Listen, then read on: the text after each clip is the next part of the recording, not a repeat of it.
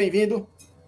Uma boa tarde a você, né? Galera, desejo boas-vindas aí ao Léo, que participa mais uma vez da live aí. Ele que é do BugriCast, tá? No canal do Guarani. Enquanto ele for falando, eu vou colocar na tela já o link do canal dele. E aí, a partir de agora, vocês podem fazer várias perguntas. Coloca no chat aí. Pergunta, 2 pontos. E aí, quando você faz a pergunta, eu vou repassar para ele falar um pouco sobre o trabalho do diretor, o suposto, né? Porque já saiu de lá, já foi notificado aqui. O BugriCast soltou também lá nas suas redes sociais que o técnico já foi desligado do Guarani, então só falta o anúncio oficial. E como eu tenho minhas obrigações, já estou me antecipando, né? Enfim, seja bem-vindo, Léo. É uma grande alegria ter você de novo aqui conosco. Obrigado pela disponibilidade. Eu falei com ele hoje, 11 horas, e ele falou, não, a gente dá um jeito aqui, vamos embora. Então, seja bem-vindo. Boa tarde, Alisson. Boa tarde, torcedores do Vozão. Só peço desculpa um pouco que a minha voz está meio rouca, que a gripe pegou forte aqui. Mas é sempre um prazer estar aqui com vocês. É a terceira participação no canal, segunda ao vivo. Uma vez eu estava indo para Londrina, gravei para falar também do Drubsky aqui para vocês. E é sempre um prazer. Estou à disposição aí para as perguntas que vocês tiverem. E para entender um pouquinho mais sobre o novo superintendente, diretor de futebol, não sei como vocês chamam, aqui no Guarani é superintendente de futebol, mas cada time dá um nome para a função, que o Lucas Drubsky vai atuar aí no Ceará. Ele vai chegar aqui para ser o executivo, né? O executivo de futebol. Porque no Ceará tem 2 diretores. O diretor, que é estatutário, né? É um conselheiro que ocupa essa função, não é remunerado, e tem o executivo, né? O executivo que vai e executa. Então, ele vai ter um chefe, né? Tá sendo até noticiado que o antigo executivo de futebol do Ceará pode estar indo para o Guarani, né? Que é o Juliano Camargo. Juliano Camargo, o superior dele estava mais perdido. Então, ele ficou meio que sem referência, mas fez um trabalho na medida do possível legal. A gente pode falar em outro momento sobre isso. Entendeu? Mas aqui é assim que é dividido, né? Ele vai chegar e vai ter um chefe, né? Que é o diretor estatutário do clube, vamos dizer assim, né? Enfim. Aqui no Guarani a gente tem o CEO, que é bem focado na parte do futebol, que a gente tem o presidente, a diretoria, que a gente chama de CA aqui, que é o Conselho de Administração. Abaixo da diretoria tem o CEO, que é um cargo novo que o Guarani criou, e daí veio o superintendente de futebol, que era a função que ele fazia aqui. Mas é mais ou menos a mesma ideia. Show. Então vamos lá. Já vou começar com essa pergunta aqui, certo? Uma pergunta off. Ao assunto Lucas Drubsky. Então, para a gente não começar no Lucas Drubsky, já vamos fora. O Matheus Barbosa fez muita falta na reta final? Acho que o Matheus Barbosa não fez tanta falta assim na reta final. Acho que outros desfalques fizeram mais falta. O Bruno José, por exemplo, jogou algumas partidas no sacrifício, que ele teve um problema no pé, não chegou a quebrar, mas teve uma trinca ali no pé, jogou no sacrifício, nos últimos jogos nem jogou, né? Devido a essa lesão, e era a peça mais importante do Guarani. O Mike, lateral esquerdo, também teve uma lesão e depois que voltou, não voltou tão bem. O Derek, a mesma coisa, teve uma lesão, quando voltou também não voltou tão bem nessa reta final. E ele lesionou de novo ou não? Hã?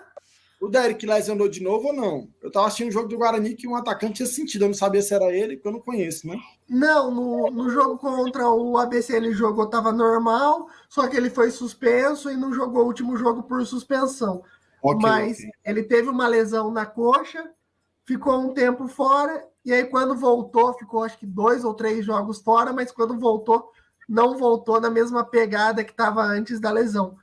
Então o elenco do Guarani era um elenco muito curto, e quando as principais peças começaram a sofrer por conta de um campeonato longo, que a gente sabe que vão acontecer lesões, que vão acontecer suspensões, aí o elenco abriu o bico e não aguentou até o final. E outro ponto é um ponto de bastidores que a gente comenta aqui, que foi a renovação precipitada de alguns atletas. No meio do segundo turno, o Guarani já estava anunciando renovação com alguns atletas, e o que gerou um conflito interno no vestiário, porque como você vai renovar com alguns, não vai renovar com outros, o jogador que é titular não teve contrato renovado, e isso gerou uma crise interna também no Guarani nessa reta final. Agora você está trazendo um ponto, porque quem deveria trabalhar com essa gestão interna? Então, é um trabalho em conjunto do Lucas Drubsky com o CEO do Guarani, que é o Ricardo Moisés. Até a informação que eu tenho é que o Lucas Drubsky, nesse caso, não é tanto culpa dele, porque ele queria dar uma segurada, mas foi uma insistência da diretoria do Guarani, essas renovações, pensando, não quero perder o jogador para a próxima temporada, já vamos renovar. E acabou que essa renovação gerou um problema nos vestiários do Guarani. Então você está dizendo que ele, na função dele, fez o papel dele. Agora, os superiores dele não acataram aquilo que ele sugeriu. Nesse caso das renovações, sim. Ok, boa. Isso é bem importante, porque a gente vai ter ideia que ele não é um cara emocionado, né? Alguém jogou bem, vamos renovar. Ele, calma, não é assim, as coisas não funcionam assim, né? Então, achei bem legal. Eu vi uma postagem lá do Bugricast que falava que a importância do Drubsky de mão dada com o treinador. Esqueci o nome do treinador. Humberto Louser. Que tiveram um papel importante para a crescente, né? Porque quando o Louser chega, o Avaí vinha de uma sequência de resultados negativos, né? Acompanhando aquele negocinho que vocês fazem, de 6 em 6 jogos, né? Começou muito bem e foi decrescendo. E aí, quando ele chega, parece que foi 5 jogos sem perder, e deu o choque, né? Para que o torcedor do Guarani reanimasse, né? Então, fala um pouquinho sobre isso, sobre esse trabalho em conjunto, né? Do Drubsky, juntamente com o treinador. Se tu puder aí, o que é que você tem de informação para trazer para a gente sobre essa situação?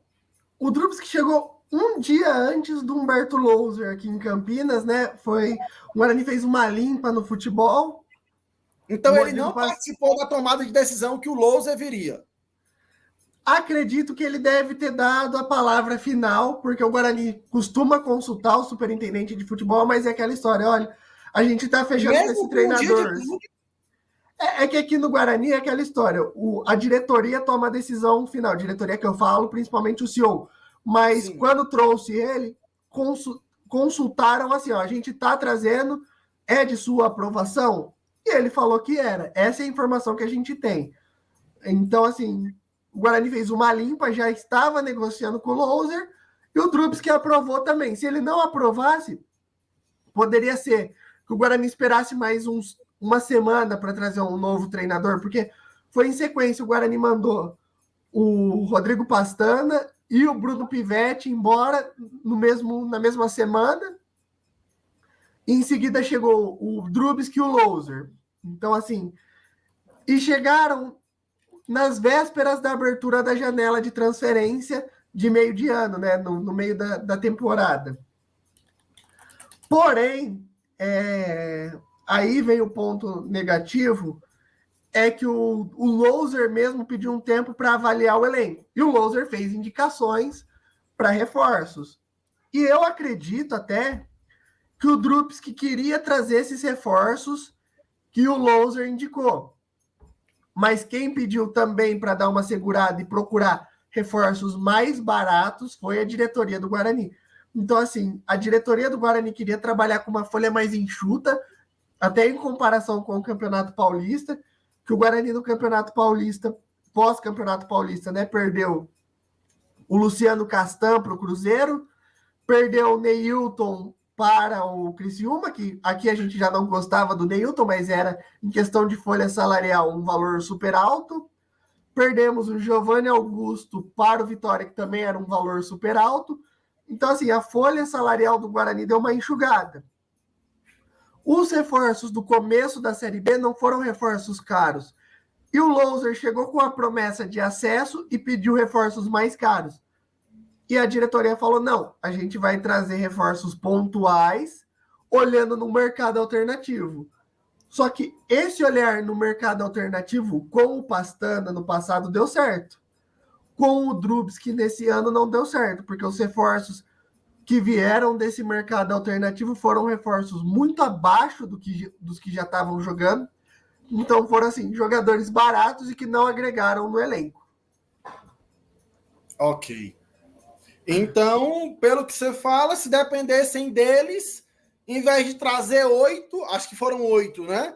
Isso. Trariam 3 pesado. Entre aspas, assim, não sei quantos números de jogador, mas traria menos com mais qualidade. Ou com um salário mais alto, esperando mais qualidade, né? Porque não pode garantir que o cara tem mais qualidade, né? A gente tem 3 nomes aqui que a imprensa de Campinas comenta, mas ninguém sabe se é certeza, porque a gente não apesar de estar lá dentro, a gente não tem essa informação de bastidores do Guarani. Um é o zagueiro Ramon Menezes, que hoje está no CRB, e o Guarani se assustou com a pedida dele acima dos 100 mil. O teto salarial do Guarani hoje é 70 mil, o teto. Outro que foi pedido foi o Júnior Urso, que todo mundo já conhece, Júnior Urso, de Série A, Série B e tudo mais. E teve mais um atacante, que agora me fugiu o nome, que também foi pedido... Atacante não, lembrei. O meio-campo Robinho, que subiu com o Paysandu, aquele Robinho ex-Palmeiras, ex-Cruzeiro, super experiente. Ex-Curitiba. Sim. Foram os 3 reforços que o Louser pediu, e o Guarani, com as pedidas salariais, não aceitou, preferiu trazer jogadores com um salário mais baixo, pensando o seguinte, nosso time já está forte, realmente o time titular do Guarani era forte, vamos compor elenco para caso de precisar, mas tendo a certeza que não ia ter tantos desfalques quanto aconteceu nessa reta final. E a hora que precisou, os reforços que chegaram não supriram na mesma qualidade do que os que estavam jogando. Ok. Tem gente falando que tá baixo, a gente pede um pouquinho de compreensão, tá? Nosso convidado não tá muito bem da garganta, então a gente aumenta o máximo que você puder do celular, da sua TV, para poder escutar melhor. Se o problema for o meu áudio, eu aumento. O dele não tem mais o que fazer, porque é justamente uma questão de saúde vocal dele, tá bom? Então, só para explicar para vocês e trazer o contexto aqui, para que vocês possam entender como é que está a situação de saúde do nosso amigo aqui, que está se esforçando para trazer uma informação e a opinião dele como torcedor do Guarani sobre o trabalho do Lucas Drubsky, ok? Se for meu áudio, eu já alterei aqui, vai ficar um pouquinho mais alto, enfim. Tranquilo? E aí a gente vai começar mais algumas perguntas aqui. Se você pudesse dar uma nota de 0 a 10, quanto o Lucas Drubsky influenciou em o Guarani não subir? Eu colocaria uma nota 5, mais ou menos. Assim, não é nem muito para lá, nem muito para cá. Eu acho que o trabalho dele como superintendente de futebol aqui não foi bom, mas eu acho que a diretoria do Guarani, presidente e CEO, tiveram um papel fundamental maior do que o dele para o insucesso do Guarani. Como você comentou aí do Ceará, que o executivo que fazia parte da diretoria prejudicou o executivo que estava trabalhando também em conjunto, eu acho que aqui no Guarani aconteceu algo muito similar. O CEO atrapalhou o trabalho do executivo de futebol. Ok. Tá aí, boa. Então, assim, né? O 5 é porque ele pediu alguma coisa, né? Porque, pelo que tu fala, ele foi barrado praticamente em tudo, né? Naquilo que ele foi. O trabalho dele foi barrado, né? Então, acho que ele não tinha mais como se impor mais, né? Pelo que tu tá falando aí, é o que eu tô entendendo, né? Se ele tivesse a carta branca que ele queria, poderia ter sido outra. O fim poderia ter sido escrito de forma diferente. Isso, só que assim, um outro ponto que a gente reclama um pouco dele, comparado, por exemplo, com o Pastana, é que o Pastana, por ser um cara mais cascudo, passou aí também, não deixou saudades aí para vocês, mas por ser um cara mais cascudo, em questão do submundo do futebol, vamos falar assim, do underground do futebol, ele conhecia mais. E aí os reforços que ele trouxe em 2021, por exemplo, também não foram jogadores caros. O Pastana trouxe o Jamerson, que hoje está no Curitiba, veio do Azures, da Série D. O Richard Rios, que hoje está no Palmeiras, estava encostado no Mazatlán do México. Veio o Yuri Tanque, que estava jogando a terceira divisão do Campeonato Paulista, mas ele tinha esse tato um pouco maior de um futebol mais semi-profissional, vamos chamar assim, não sei se é a palavra certa. Já o Drubsky, por não ter essa casca tão grande, os reforços que ele trouxe, parecidos com os reforços do Pastana, foram reforços muito abaixo. Foram apostas da mesma forma, mas foram apostas mais abaixo do que a gente mostrou uma limitação de conhecimento. Exatamente.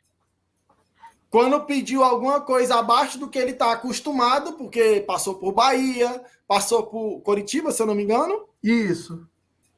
Querendo ou não, os olhos dele estão voltados para um outro nicho de futebol, correto? Então, exatamente, ok. Série A e B.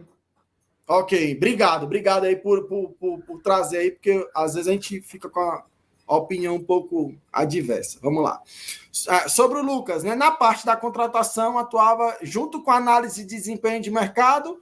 Como funcionava esse processo aí? Ele tinha ajuda da análise de mercado ou ele foi responsável pela contratação de todo mundo? O Guarani montou uma análise de desempenho de mercado junto com a chegada dele, porque antes era o próprio Pastana que fazia análise de desempenho. A gente sabe como o Pastana trabalha, e aí quando o Drubsky veio, ele trouxe junto com ele para o trabalho dele um analista de desempenho. Então, assim, veio junto do Coritiba, inclusive, esse analista de desempenho, e o analista teve uma participação ali. A gente só não sabe se foi uma lista que eles já trouxeram também do Curitiba, que eles já estavam analisando, se era uma lista que o Guarani já tinha e o analista de desempenho precisou trabalhar, ou se foi um trabalho às pressas, que o analista já, no dia de abrir a janela, o analista já precisou correr atrás, montar uma lista e fazer. Então, assim, a gente não sabe como funcionou, porque chegaram juntos, os dois vindo do Curitiba. Inclusive, o analista foi indicação do Drubsky e foi um trabalho logo na abertura da janela. E a janela do meio de ano foi mais curta. Então, assim, foi tudo muito às pressas, né? Entendi. Pronto. Vamos para a próxima. Cadê? Sabe se o Drubsky é um gerente que gosta de indicar jogadores empresários ou ele escuta mais análise de mercado? Acabamos de falar sobre isso, né? Enfim, acho que já foi ele tem essa questão. Ele tem essa questão de trabalhar em conjunto com um analista de mercado. Ok. Então, podemos esperar ele visitando as salas lá de Porangabuçu para saber dar para a galera, né? Então... já podem esperar, porque se... Por exemplo, não duvido que, apesar do Ceará já ter alguns analistas e tudo mais, ele leve o mesmo analista que trabalhou com ele aqui, porque é um cara que trabalha com ele praticamente todos os times que ele vai, tá? Ok. Como era o trabalho interno em relação aos jogadores e em relação dele com a base? Lembrando que você já tinha falado sobre isso no vídeo anterior, mas é interessante trazer um contexto atual, né? Porque, se eu não me engano, o Guarani foi 4 jogos sem vencer agora no final? 8 jogos sem vencer, 4 derrotas seguidas. Pois é. E aí eu já quero emendar, né? Como é que foi essa relação? O que é que você soube dessa relação? Como ele lidou, como ele participou, né? Como é que ele participou dessa situação? E a relação com a base é muito interessante, né? Porque nós temos aqui 2 centroavantes que na base cada um fez mais de 15 gols no sub-20 e não tiveram chance no profissional. Entende? Uma coisa é você na base não ter um centroavante que bote a bola para dentro. Nós temos 2 aqui. E não tiveram oportunidade. Em relação à base, vou começar pela segunda pergunta, depois eu volto para a primeira. Em relação à base, eu acho que ele teve pouca oportunidade de trabalhar com a base, porque o Guarani fez um campeonato paulista sub-20 muito ruim. Então, assim, poucas peças da base foram aproveitadas esse ano. Apesar do Guarani ser um time que trabalha muito com a base, e esse ano realmente foi decepcionante nos campeonatos sub-20, sub-17 e tudo mais. Então ele teve pouca oportunidade. Em relação ao elenco, ele era um cara que estava sempre lá, era um cara de grupo que melhorou o ambiente em comparação até mesmo com a saída do Pastana, que era um cara que deixou um ambiente meio turbulento nos vestiários. O Drubsky deu uma acalmada, ele é um cara, assim, em relação a elenco, ele é muito bom, assim. A gente foi para Londrina, ele deu uma entrevista para a gente em Londrina, inclusive eu mandei uma foto para você que naquele dia que a gente conversou, que eu cheguei em Londrina, já fui pro hotel do Guarani conversar com ele, e ele tinha muita confiança do elenco, era um cara que estava sempre junto ali do treinador. Você não vai ver ele fazendo um trabalho separado do treinador. Ele tá ali no dia a dia, tá sempre junto, tá com os jogadores. O que me preocupou é que o elenco do Guarani deu uma quebrada nesse final, exatamente por conta daquela relação que eu falei para você, das renovações. O Alan Santos, zagueiro do Guarani, deu uma entrevista que deixou claro que o vestiário do Guarani estava quebrado nas vésperas do jogo contra o Botafogo de Ribeirão, e ele não teve essa capacidade, ele junto com o Loser, de reaver o vestiário. Mas eu acho que a situação estava tão feia ali que também não vejo culpa dele nessa questão. Eu acho que a culpa foi mais do Guarani, culpa mais dos superiores do que dele, porque em relação a ele, de vestiário, ele era um cara bom de grupo e sai respeitado por todos ali dos atletas. Até porque, né, como você mesmo falou, se dependesse dele, não teria renovação. Então, todo mundo manteria o nível de igualdade. A partir do momento que o Guarani renova com alguns, os outros falam, opa, eu tô na mesma situação. Ele não tá levando o time para o acesso só, não. Eu também tô, e eu não tô sendo valorizado. Foge um pouco da alçada deles. Não tem como ele amarrar o cara e falar, joga igual como estava jogando antes. Né? Porque cada pessoa é uma pessoa diferente, né? Então, é mais ou menos isso ou eu tô me emocionando um pouco? Não, é mais ou menos isso mesmo que você falou. Então, assim, ele até tentava, ele era um cara que tava ali dentro do vestiário, conversava. Ele, como eu falei, ele sai respeitado por todos os atletas. O problema foi um problema mais interno que quebrou o vestiário. Então, o não acesso do Guarani está na conta do presidente, das autoridades. Isso, a gente responsabiliza assim. Se fosse fazer um top 4 dos principais culpados, a gente coloca a diretoria, presidente, CEO e etc. A gente coloca o Drubsky logo abaixo por conta dos reforços, que a gente acha que faltou um pouco do tato dele com essa questão do futebol mais abaixo das divisões que ele está acostumado, os jogadores, porque o vestiário quebrou, e por último o treinador, que também teve erros, mas com o vestiário quebrado, com peças ruins, a gente não cobra tanto do treinador. A gente acha que, né, na sequência estão esses 4, assim, os culpados pelo não acesso do Guarani. Certo. Só um ponto aqui, porque eu quero saber como é que, assim, você fala muito sobre a questão do respeito. Aqui no Ceará, a impressão que nós temos é que o jogador é um objeto do mercado, certo? Ele chega no Ceará, ele é um profissional, vai treinar, vai-se embora e vive a vida dele. Eu tenho visto alguns times humanizando os atletas, como assim? Tendo um cuidado, tendo um carinho, se importando com a vida pessoal do atleta. E muitas vezes quem se destaca nesse quesito é um dos diretores. Você sabe dizer se ele tem esse trabalho? Porque, tipo, nós estamos trazendo um jogador, um jogador, né? O Ricardinho, que é ex-jogador, ele está vindo para ser essa ligação entre os jogadores e a diretoria. Ele também consegue fazer esse papel de ser parceiro do atleta, de ser amigo, de estar do dia a dia, extra trabalho. Não sei se está conseguindo entender. No trabalho, nós somos companheiros. Fora do trabalho, é você lá e eu cá. Ou não? Estamos juntos também. Dá para ter alguma ideia disso?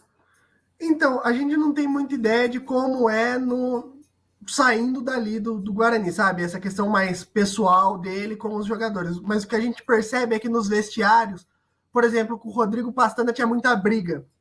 O Rodrigo Pastana era aquele cara que chegava metendo louco, brigando com todo mundo, chamava o cara de incompetente nesse formato. Já o Drubis, que não é o cara que troca uma ideia com o jogador, que tenta entender o que aconteceu junto com o treinador. Em relação de mais humanizado, no Guarani não é tão quanto outros times, mas é que teve um caso, por exemplo, do Regis, que passou por problemas pessoais, inclusive não fez uma boa temporada, o Regis, que é um cara que a torcida gosta muito aqui, mas fez uma péssima temporada aqui, mas é um cara que teve problemas pessoais e a diretoria do Guarani, o Drubis, que o Humberto Louser como treinador, tiveram um tratamento um pouco diferente com ele para compreender. Ele não está num bom momento também por conta desses problemas pessoais. Então, esse respeito também teve. Não é um trabalho tão a fundo quanto outros clubes fazem, mas dentro do limite do possível a gente percebe que pelo menos o Drubis que o Louser tentam fazer. Como eu falei, o Pastana era um negócio completamente diferente. É da moda antiga de apontar dedo na cara de jogador e chamar o cara de ruim e incompetente. Ok. Vamos lá para as últimas perguntas aqui. Galera, aproveita aí. Nosso convidado tá meio ruim da garganta, mas tá aqui. Enquanto ele puder, quando ele não puder, ele fala aqui, o Alisson na interna, eu tenho que ir, e a gente encerra com ele, tá? Fica à vontade, viu, Léo? Tranquilo. Deixa eu ver aqui. Na gestão, Drubis, que tem algum jogador que tinha problema com balada, álcool, da farra, né? No Guarani, teve algum problema dele? Como foi a atitude dele com isso? Aqui esse ano, graças a Deus, a gente não teve problema com isso, não. Então, assim, o problema que teve foi problema mais particular de vida pessoal, por exemplo, do Regis. Mas com álcool, com bebida, essas coisas a gente não teve nesse ano. Nos outros anos, a gente teve, por exemplo, o Rodrigo Andrade, que foi campeão com o Vitória, era um cara que gostava dando entrevista com um copo na mão, né? Era um cara que era muito bom de bola, mas gostava da noite, gostava de uma cachaça. Esse ano o Guarani tentou evitar isso. Então, foi uma escolha do próprio clube nessa questão. Os problemas que a gente teve, por exemplo, foi com o Bruninho, que era um baita jogador, mas era um cara estrelinha. Do Galo. Esse mesmo, que às vezes se achava acima dos colegas. Outros eu ia indicar ele pro Ceará, mas sabendo disso, eu acho que eu vou deixar para lá. Ele é muito bom jogador, mas às vezes ele, principalmente quando ele tá em boa fase, ele começa a se achar mais do que ele é. Esse é um problema que ele tem, sobe para a cabeça, e foi o que atrapalhou o Guarani nessa fase final também. Se você pegar o jogo contra o Londrina, por exemplo, que a gente foi fazer no estádio, o Guarani enfrentando um time mais fraco, precisando da vitória, e o Bruninho querendo dar toquinho embaixo da perna, dar toquinho de letra, essas questões que acabaram incomodando. Então, ele é um jogador bom, um jogador diferenciado, mas em certo momento ali também ele acabou achando maior do que ele era, principalmente pós-jogo contra o Tombense. O fato dele ter vindo do Atlético Mineiro também meio que para ele, vindo do Atlético Mineiro, então aqui eu tenho que deitar. E quando ele consegue deitar, ele já se acha que, vamos para o Atlético principal agora. Mais ou menos isso, né? Mas ele também teve procura de times da Série A durante esse final de Série B. Aí dificulta ainda mais, né? Então, até onde nós temos informações, times que disputam a metade de baixo da tabela da Série A, a gente não tem os nomes. O que foi informado é times que disputam metade de baixo da tabela. Procuraram o Atlético Mineiro com interesse no Bruninho. E, inclusive, o valor que o Atlético Mineiro está pedindo do Bruninho, o Guarani não tem condição de pagar. O Guarani está colocando as dívidas em dia. O Guarani hoje não é um time que passa por problema financeiro como passava há 10 anos atrás, mas hoje a gente não tem condição de pagar 500 mil euros num Bruninho, entendeu? Não é um valor que o Guarani tem hoje para investir em jogador. E com a procura da Série A, realmente caiu bastante o rendimento dele, que ele demonstrou que ele estava achando superior do que ele realmente era. Ok.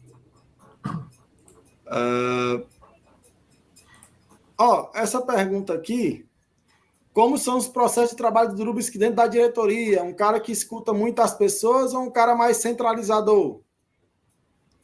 aqui no Guarani, pelo menos, ele escutou muitas pessoas. Inclusive, na minha visão, foi o que teve um pouco de problema também. Porque aqui, como que funciona no Guarani hoje? O Guarani tem o CA, abaixo do CA vem o CEO e depois vem o superintendente de futebol. O que é o CA do Guarani? É o presidente e os diretores. Eles são eleitos juntos, tá? Montam uma chapa. É como se fosse um conselho administrativo? Isso, é conselho de administração. O CA é conselho de administração. E tudo passa pelo CA. Então, assim, ele pode dar uma dica, o CEO aceitar ou não, e aí passa pelo CA. E para ser aprovado muitas coisas no Guarani, precisa a aprovação da maioria do CA. E o CA também palpita muito no Guarani hoje. Então, tem essa questão. Eu, sendo bem sincero, queria ver agora que o time do Guarani vai desmanchar, como seria a participação dele na montagem do elenco, para ver se seria tão ruim quanto foi na janela de meio de ano. Acredito que ele talvez faria um trabalho melhor do que foi na janela de meio de ano, mas não vai dar tempo disso acontecer, né? Porque ele está indo aí para o Ceará, então, mas eu fico com a pulguinha atrás da orelha por conta do formato do trabalho do Guarani hoje. Ok. Salve, Léo. O Drubsky utiliza processo de mercado, análise, scouts, ou ele é acomodado? E aí pega só a segunda, porque a primeira tu já respondeu, né? Ele tem um analista próprio que possivelmente deve ir com ele para o Ceará, né? Como você falou. Mas, ou ele é acomodado de empresários. Tipo assim, ele tem uns empresários amigos dele e traz o jogador dos amigos, entendeu? Até onde a gente percebeu, pelo menos na janela que ele trabalhou aqui no Guarani, não teve muito essa questão de empresário, não, tá? Só que, assim, como eu falei, foram jogadores muito desconhecidos. Por exemplo, você tá... Então não dá para saber se é do mesmo... Não dá para saber se é do mesmo empresário, né? Não, veio até jogador sem empresário. O Robinho, que veio para o Guarani, jogador do URT de Minas Gerais, que disputava a segunda divisão de Minas Gerais, o empresário dele era o presidente do URT, que veio junto com ele assinar contrato. Então, assim, porque pelo nível dos jogadores que o Guarani foi buscar, não teve repetição de jogadores de empresários. Só que foram, assim, reforços muito ruins comparado com o que o Guarani precisava. Show, show. Mais alguém tem alguma pergunta? Ah, tem uma pergunta que eu queria fazer para ti aqui. Calma aí. Como porque, tipo assim, quando o Guarani começou a ganhar, né, você falou aí, alguns jogadores entram para a zona de conforto. Como foi ele lidar com essa situação da zona de conforto? Porque aqui nós encontramos muito isso. Os caras já, porque, tipo, se você parar para ver, o Ceará tem, olha os meias armadores do Ceará: Jean Carlos, Chay e Guilherme Castilho. Esses são os 3 meias armadores do Ceará.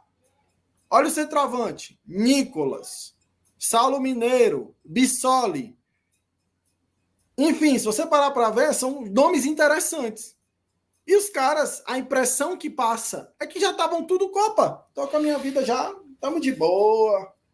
Entendeu? Aconteceu alguma coisa nesse sentido para você e você percebeu em algum momento essa realidade de zona de conforto? Se aconteceu, como é que você viu a participação do Drubsky? Se ele conseguiu tirar a galera da zona de conforto, ou pode ser que o Guarani tenha parado de ganhar porque todo mundo entrou na zona de conforto e ele deu esse choque de realidade junto com o treinador.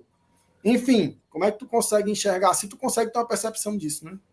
Eu não sei se a palavra certa é zona de conforto, tá? Mas a gente percebeu jogadores que faziam um bom campeonato, depois que renovaram, cair de produção, e jogadores que não renovaram o contrato, não passar a bola para esses jogadores que renovaram.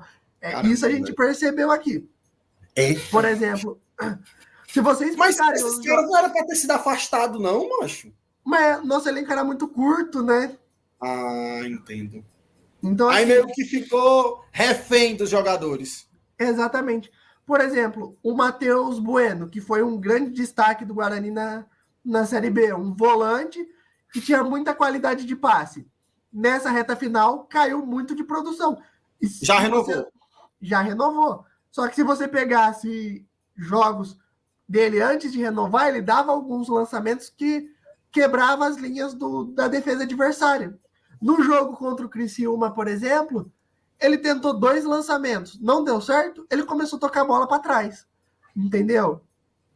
Outro jogador, por exemplo, vou pegar um caso de jogador que não renovou, o Alan Santos, que inclusive chegou em coletiva falando, não exatamente com essas palavras, mas falando, ó, tem jogador que renovou o contrato e se acomodou, e tem jogador que não gostou de não ter o contrato renovado. Se você pegar a entrevista do Alan Santos antes do jogo contra o Botafogo, como eu falei, ele não usa essas palavras, mas ele dá a entender isso.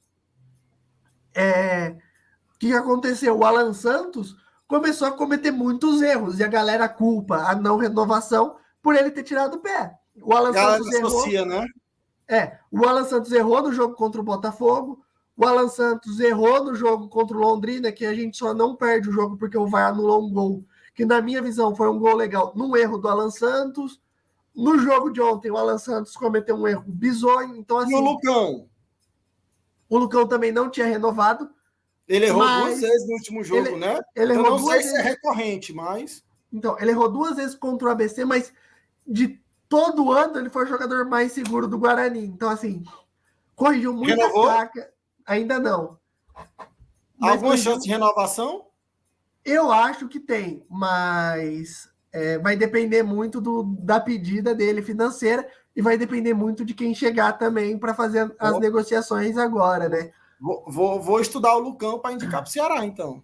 Mas o Lucão, assim, fez uma boa campanha com o Guarani. Falhou em algumas vezes. No jogo contra o ABC foi o pior jogo dele, indiscutivelmente. Mas, apesar de tudo, foi um cara muito seguro nessa Série B, diferente do companheiro de defesa, que foi o Alan Santos, e na reta final foi o que mais falhou. Então, assim, acho que essa gestão de vestiário, inclusive já respondendo o Palestrinha, acho que até houve uma tentativa de gestão de crise, gestão de vestiário, mas eu acho que o vestiário do Guarani estava tão quebrado nessa reta final que eu acho que não teve Super Bonder que colasse, fazer com o perdão da brincadeira. Não, tranquilo. Problema não. O Super Bond patrocina nós aí. Sobre o trabalho interno do Drubsky, como funciona a parte de análise de características de jogadores? Havia uma junção de opiniões. Não, ele já falou sobre a análise de mercado. Tem uma galera que trabalha, tem um cara que trabalha com ele, né? Então ele consegue conciliar muito bem isso, pelo que eu entendi, certo, Léo? Isso, e tem do Guarani também analista de desempenho do elenco, tá? Que trabalha junto com o Drubs, que trabalha junto focado com no elenco, não só para mercado. Focado no elenco. Também não é um negócio, é uma novidade para o Guarani, faz pouco tempo que o Guarani implementou, mas tem. Tanto é que o Guarani tentou outras opções durante o campeonato, por exemplo, o Anderson entrando nessa reta final, foi muito mais indicação da análise de desempenho do Guarani, que o Anderson não vinha sendo aproveitado, começou a se destacar nos treinos, era uma característica que o Louser buscava e passou a ser aproveitado. Então, em questão de trabalho interno também, de análise dos jogadores, pelo menos no Guarani tem. Então, assim, não sei se é por conta do Drubsky, não sei se é por conta do Humberto Louser, mas é algo recente no Guarani também. Pergunte ao Bugricast. É ao Léo Trentin, tá? Mas tudo bem. Se ele contrataria o Drubsky para o Ceará Sporting Clube. Então, eu ficaria com uma pulga atrás da orelha pelo trabalho recente dele. Coritiba e Guarani, que não foram trabalhos bons. Bahia também. Mas assim, ele é um cara jovem e eu vejo qualidade nele. Não é um cara péssimo, na minha visão. Deixa eu trocar a pergunta. Você permaneceria com ele para o ano que vem no Guarani? Eu permaneceria.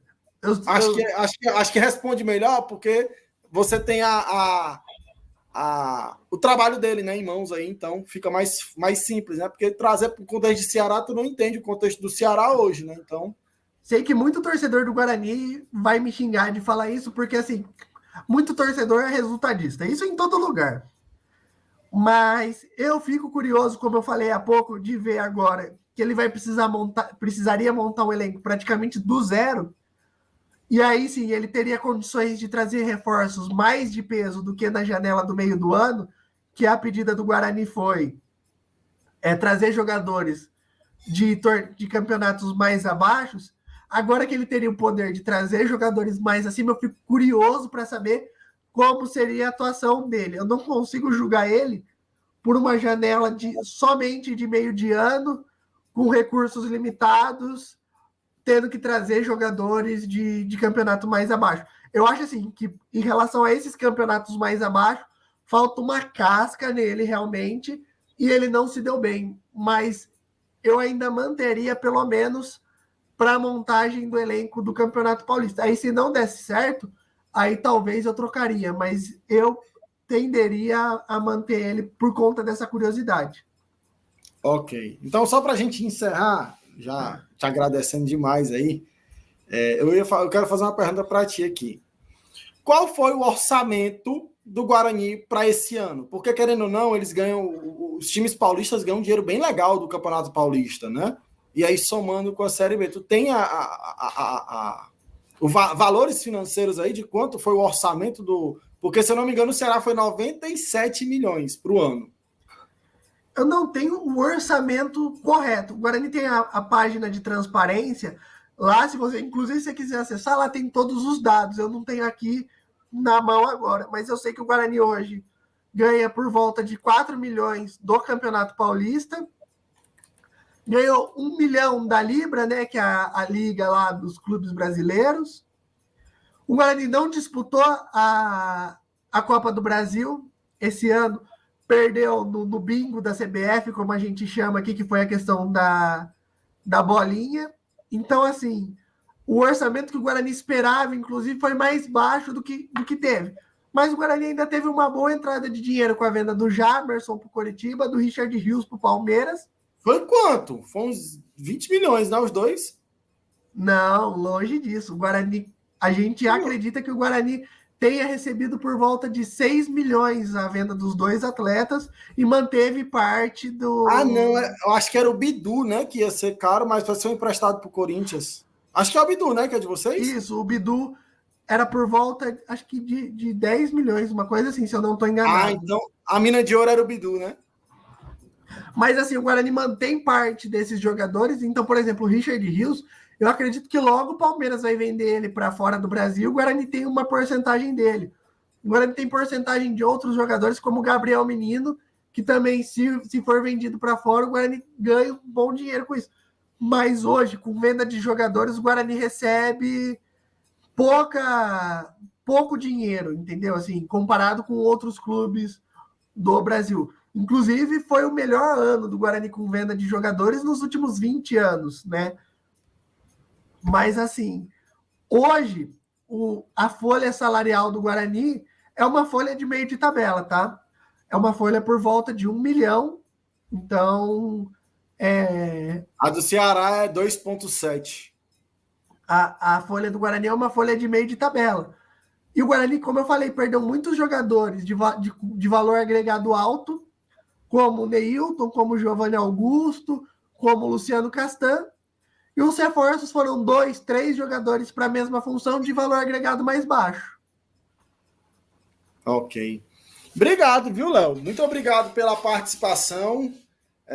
Galera, sigam lá o Bugricast e tal. Quem quiser acompanhar notícias do Guarani, porque vai ser nosso adversário no ano que vem, na Série B. Acho que é muito difícil para ele escutar isso de novo, né? Porque foram 8 rodadas sem vencer. 4 derrotas seguidas, né? Então, não precisava de muita coisa, né? Enfim, acho que se empatasse todos os jogos, tinha perigo de ter subido ainda, né? Precisava de ter...